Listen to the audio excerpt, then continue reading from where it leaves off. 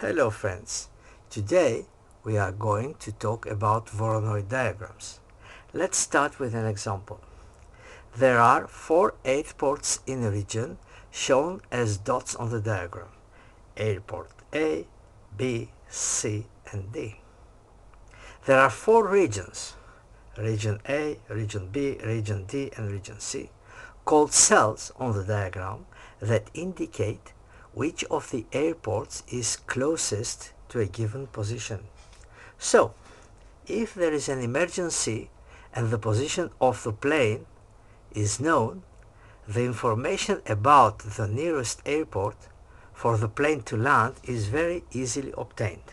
For example, if our airplane is in cell B, it will land on airport B. So, how do we create a Voronoi diagram like this? First of all, we have to remind you how a perpendicular bisector can be drawn. Suppose that we have a line segment AB.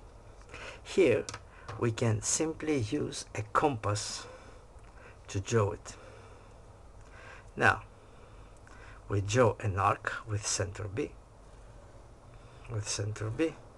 and another arc with center A with the same radius, and this is our perpendicular bisector. Well, each point on the perpendicular bisector is equidistant from vertices A and B. For example, this is a point P, and this distant here from A and this distant from B are equal. PA equals PB.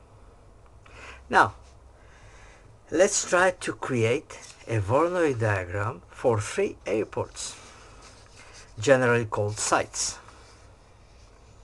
What we have to do is to construct 3 perpendicular bisectors for the segments AB, AC, and BC.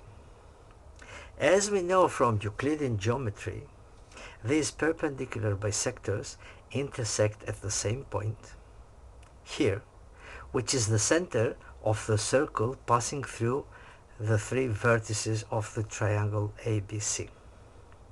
So, this is the cell of site B, or airport B, say. If the plane is here, within this cell, it will land on B. So we have 3 cells, and this is a very simple Voronoi diagram. Now, what happens if we add another site, say D, a new site D, in this case a new airport? How do we create the Voronoi diagram? We must follow a certain strategy or algorithm, if you prefer, and these are our steps. Now, step 1. We start with the cell that contains the new site.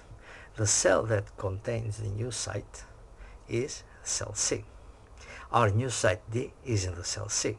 So, we draw a perpendicular bisector between the new site D and the existing site C.